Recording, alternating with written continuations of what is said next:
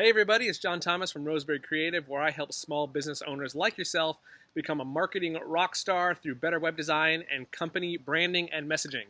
And hey, do you see that's my outside umbrella. The last one blew away in a storm, so now I'm using one from the beach. But hey, I wanted to hop on quick. It is July 3rd. I want to keep this somewhat short, especially for those of you who are on vacation, but I wanted to point out something really, really important in regards to your company messaging, and especially the copy on your website. There's a good chance that you're using too many words. Now, what we tend to do is when we hop on a website, our brains, anybody who's visiting, ours included, we want to be able to quickly and easily digest the information that's there, and we want to know one thing: what's in it for me, okay? And a couple of my videos, I referenced that a customer really doesn't care about you, they care about themselves. And that sounds negative or bad, but the truth is, when you get on something, you're looking for one thing, and that's the answer to the question, what's in it for me? And what we often tend to do with our website is we overload the website with too much copy.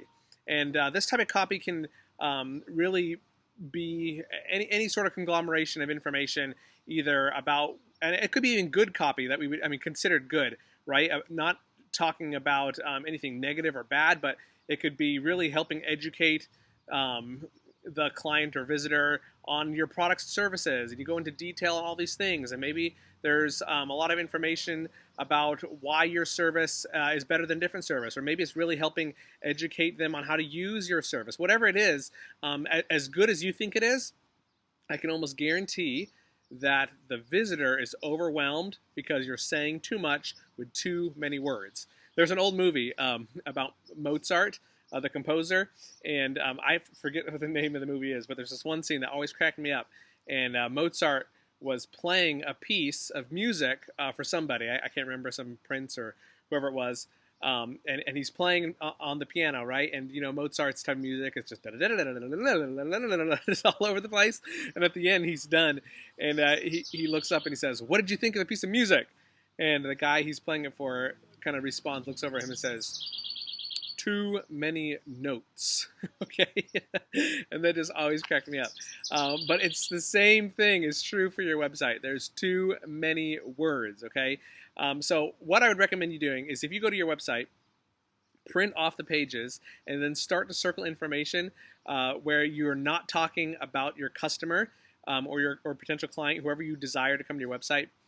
Circle any place that's not directly talking to them and saying, hey, here's what's in it for you, and you'll be able to start to see that a lot of the information you're putting on there could really be cut. In fact, I would probably surmise that you could cut 80, even 90% of the copy that's currently on your website.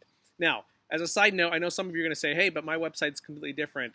And there are some small exceptions. Let's just say like the focus of your website is education.